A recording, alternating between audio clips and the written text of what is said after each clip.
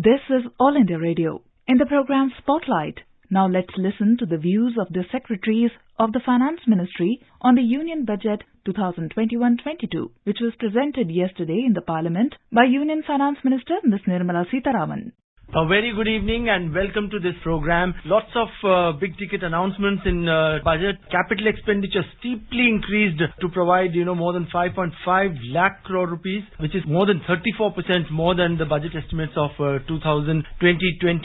Atmanirbhar Swasth Bharat Yojana to be launched with an outlay of more than 64,000 crore rupees over a period of 6 years and lots more. So we will be discussing all these issues related to the budget. We have with us the Finance and Revenue Secretary Shri Ajay Bhushan Pandey. Mr. Pandey, let's begin with the fiscal deficit aspect. 9.5% for the current year and 6.8% for the next year. That's what is expected. But don't you think 9.5%, close to 10% of the GDP, isn't that a whopping figure?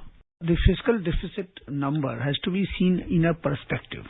We are amidst this corona pandemic, which is a very, very unusual. During the last 10 months, this entire country was struck by this pandemic. We had an initial period lockdown, then slowly relaxation, opening up. Then economy got impacted, the jobs got impacted, the daily life of people got disrupted. And then thereafter, the economy started coming back to rails and also now showing the signs of recovery. During this period, the government came out with several packages, Atmanirbhar package. In fact, each of those packages could itself be termed as a mini budget. Now, in that backdrop, this particular budget had to come, and this budget could be seen not as an ordinary budget, but this budget is something which can address these problems created by this pandemic situation. And then also that post-pandemic, what will be the kind of economy that we want our country to take to? In which direction our country has to go. This is the first budget of this decade. Also, we are coming close to 75th year of our independence. Now, in this scenario, and particularly in the entire world, the economic order, the post-pandemic is going to be a new order. And in fact, the finance minister in her budget speech has said that in this, the Asia and then also within Asia, the India will have to play a very, very important role. So we have to prepare our country in that direction. Now, in these difficult times, who has the capacity to spend the money? It is the government. Because to expect the private investments alone will be sufficient, the answer is no. So therefore, the government had to come in and spend money. Now, this money is not that the money will get spent in any manner. It has to be a quality spending of money. And that quality is basically, you have seen in the budget. On the health sector, more than 135% increase in the health. The capital infrastructure, 34.5% increase over the last year's one. Similarly, the agriculture. Similarly, if you see the financial sector, lots of reforms, the privatization of 2 banks and 1 general insurance company, IPO of LIC, plus monetization of public assets, the land. So all those things, and in addition to that, the simplification of the tax structure, reduction in compliance burden. So it's a complete package. So all those things, and considering that this 9.5%, the fiscal deficit, because we had to spend money, our revenue resources were limited. And then if you see the next year, and then the year after that, we have also given the glide path. It's not that this kind of a money will get spent, this kind of a deficit will be continued for years. I wanted to come to that point. From 9.5%, very next year you are coming down to 6.8%. So isn't that a huge reduction in expenditure? Why this is happening is that in the next year, we expect our revenue growth to happen. The tax revenue, we are estimating the increase of 16.9%. Similarly, in the non-tax revenue, this investment is going to give us 1,75,000 crores. So now if you consider that, the expenditure level is almost going to be the level of this year. That is about more than 34 lakh crores. So if that and with increased revenue collection, we expect that our fiscal deficit will come to the range of 6.8, which is quite realistic. We are now joined in the studios by Shri T.V. Somanathan, the Expenditure Secretary, and we also have with us Mr. Tuhin Kanta Pandey, is DPAM Secretary. Mr. Somanathan, to begin with you, let's start off with capital expenditure, where we have seen a steep increase of more than 34%, 5.54 lakh crore rupees. What is the basic intent?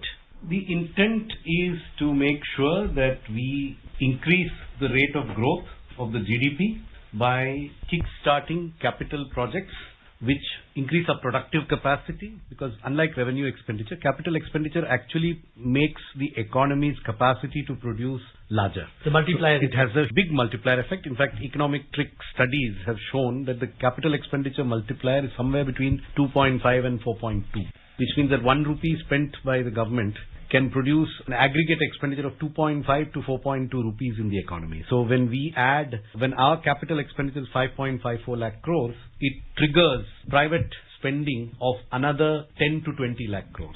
So that has been the logic, that we should actually use government expenditure not just to alleviate suffering, which has been done this year, but also to improve the future rate of growth.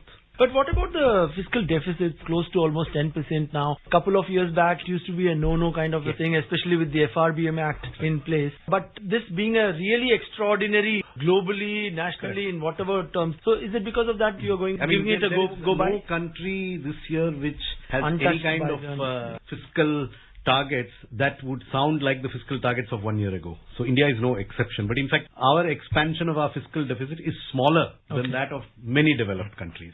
And even at 9.5%, I would say it is a very prudent number.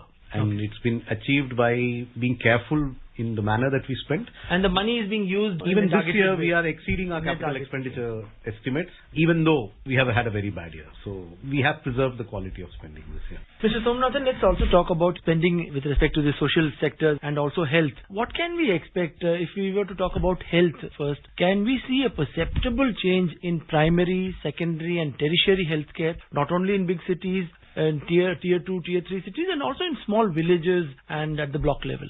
Yes, actually one of the announcements that was made in budget is the Pradhan Mantri Atmanirbhar Bharat Swasthya Yojana. Now, the Honorable Minister had read out some of the key elements of that package. Maybe I should just repeat some of them. So actually this is a package that goes from the primary health center up to the apex research institutions in the country. So it intends to support 17,788 rural and 11,000 urban health and wellness centers. So these are basically primary health centers at the grassroots level. But what it also intends to do is to strengthen I'm just giving examples, I'm not reading out the whole thing. National Center for Disease Control, which has 5 regional branches and 20 metropolitan health surveillance units. And it also involves creating public health units in every airport and seaport. So it is a comprehensive package which starts at the grassroots level, both rural and urban, and takes it up to the highest national levels of research into virology and all other subjects dealing with infectious diseases. So it's a very comprehensive package. It's a centrally sponsored scheme where states will also join in. So it is, I think, something that will keep us much better prepared, not only for this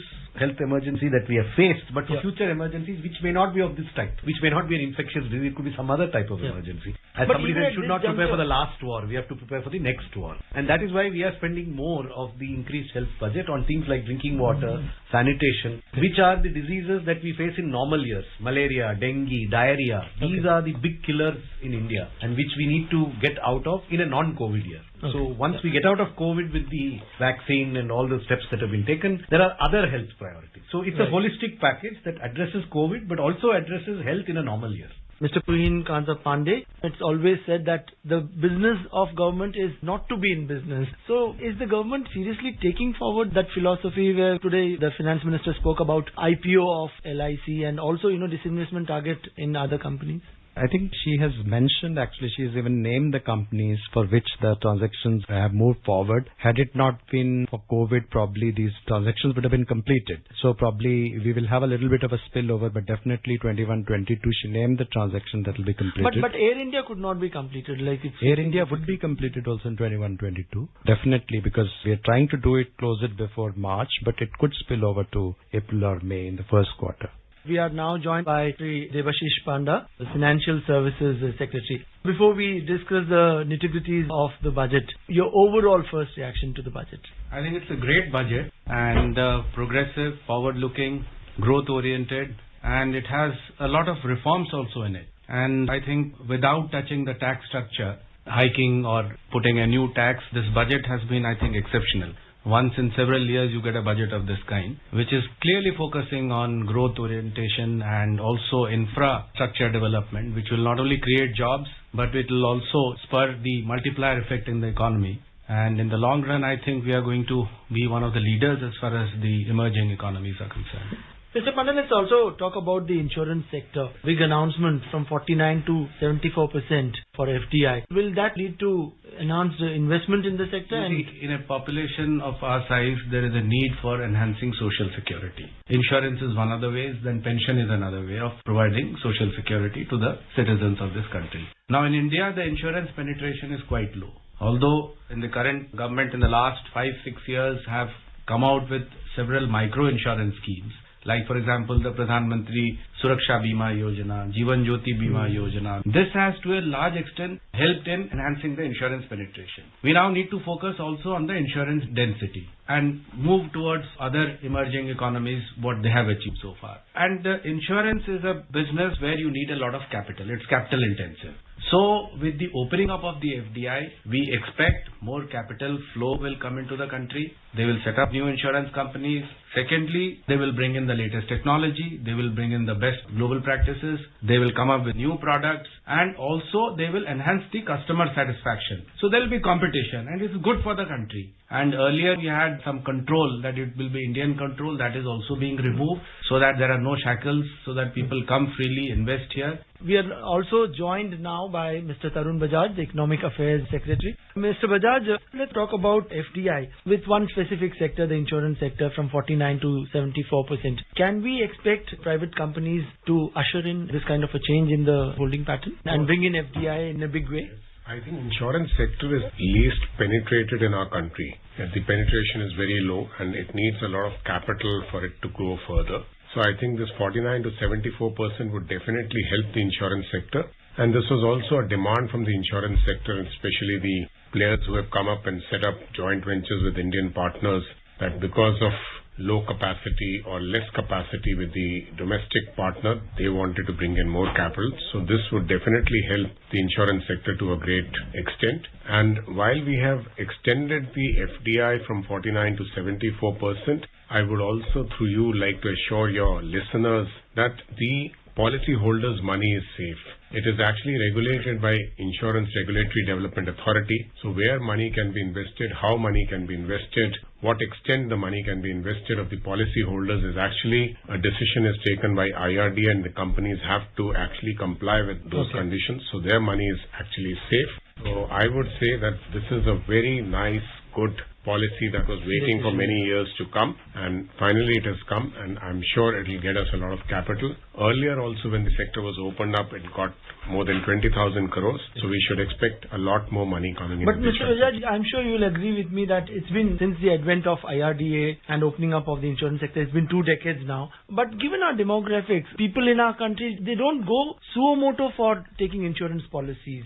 And still, penetration is much, much less, especially in tier 2, tier 3 cities and rural areas, isn't it? And even if they want to take a policy, they want to go with the government, the LIC, and not with the private sector insurance companies. What you say is right, and I think that is one of the reasons, and it gives an answer to your question itself, that you need money for these companies actually to open up offices in tier 2, tier 3 cities and reach out to people through agents. And because insurance is an intangible product. Means how would you explain insurance to a villager, to a semi-literate, say, for example? But if you look, the agriculture insurance has actually picked up a lot.